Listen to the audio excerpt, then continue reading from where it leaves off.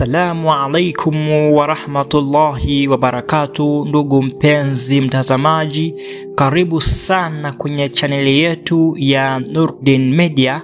Tunafurahi sana kukuona hapa. Hakikisha unajiunga na madarasa yetu, mafunzo yetu na mazungumzo yetu ya kidini, na pia usisite kuuliza maswali au kushiriki maoni yako hapo chini kwenye comment.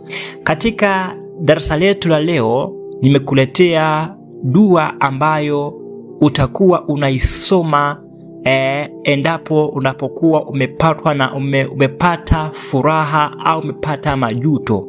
Yani ni dua yanayesoma mtu aliyepatwa na furaha, aliyepatwa na habari zilizokuwa nzuri au habari za kusikitisha.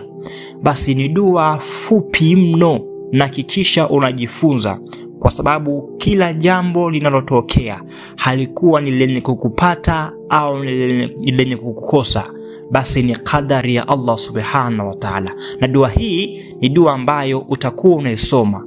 Sawa, ni dua utakuwa unaisoma. Kwa hiyo hakikisha unatizama mwanzo mpaka mwisho wa darasa hili insha Allah.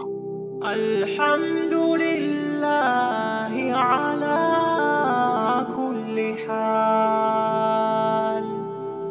Alhamdulillahi ala kulli hal. Alhamdulillahi ala kulli hal.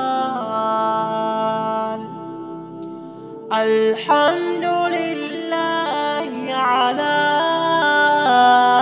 kulli hal. Alhamdulillahi ala kulli hal. Alhamdulillahi ala kulli hal.